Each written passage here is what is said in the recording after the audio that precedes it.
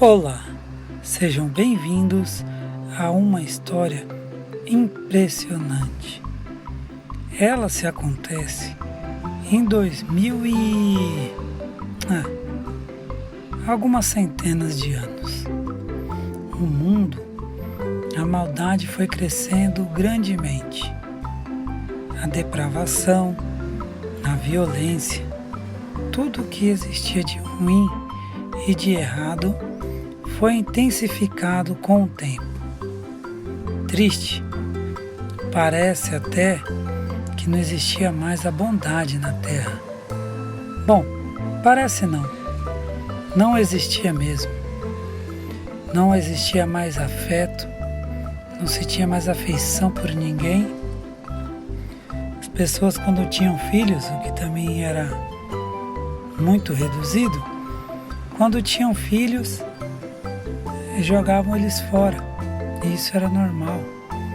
Muitas dessas crianças já morriam, e algumas que outras pessoas pegavam, escravizavam, elas iam crescendo e se tornavam pessoas piores ainda do que as que a pegaram. E assim estava sendo o tempo. O tempo estava difícil, estava doído. Não existia mais polícia. Praticamente não. A lei não pairava mais pela terra. Era difícil, complicado, não se existia mais regras. Apenas viver e sobreviver. Mas até que então, um dia, o Senhor andava pela terra e ele viu uma rua em um bairro chamado Endoseje. O nome dessa rua era a Rua da Ressurreição. Ali nascia um bebê em uma casa, a casa de número 7. O que também, muitas das vezes nas periferias, era comum ver casas iguais, altas, com apenas uma porta, para evitar assaltos ou qualquer outro tipo de violência. Então você via as casas muito iguais e bem reforçadas, porque a maldade era muito, mas muito grande. Havia a cidade, lá tudo acontecia.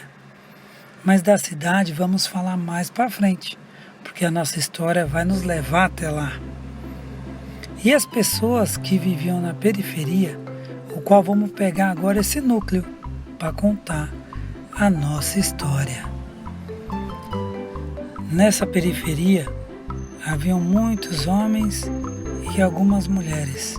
Alguns desses homens viviam com algumas mulheres, ou uma, e não tinha qualquer respeito por ela, ou pelo vizinho próximo, ou algo do tipo.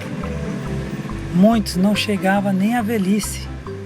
Na verdade, era raro ver uma pessoa idosa, porque ele morria perante o caminho. Eram tempos difíceis, muito difíceis. Aí a gente se pergunta, como comiam? Não é verdade? Isso é complicado, porque não existia mais praticamente o trabalho. A maioria, creio que 90% da população, trabalhava para os prazeres da carne. Muitas das vezes eram implantações de cana-de-açúcar para fazer o álcool, que motivava muitas pessoas das cidades, onde lá era muito mais intenso a bebida e a banalização. Roupas, já era comum as pessoas andarem peladas, porque não existia mais fábrica de roupas, costureiras, então era raro as pessoas que ainda usavam a roupa. Geralmente usavam quando tinha alguma parte do corpo que não agradava a maioria e sofriam muito bullying, muito preconceito. Então, devido a isso, algumas dessas pessoas preferiam tapar essas partes do corpo para evitar uma zoeira maior. E nessa rua, voltando a ela, o Senhor reparou que nesse número 7, o bebê acabava de nascer. Logo, o pai pegou o bebê, como era muito comum, e saiu da tua casa com a sua companheira e foi jogar o bebê fora. Simplesmente assim. As ruas eram verdadeiros lixões. Praticamente você não via mais o asfalto, ou se a rua era de barro, você não via nem mais o barro, mas sim somente sujeira, caco de vidro. E o papai dessa criança ia jogando ela fora. Mas isso era comum e as mães não impediam, pelo contrário, se sentiam libertas para poder continuar a vida normalmente. Mas nesse caso foi diferente. Na hora que o pai ia jogar a criança, a mãe falou: para, não faça isso. O pai estranhou aquela atitude. Ué, mas por quê? Você acha que eu vou deixar essa criança crescer, depois me enfrentar e me fazer mal? Foi quando a mãe disse: e se fizermos o contrário? A gente cuidar dessa criança e treinarmos ela para, na verdade, nos proteger.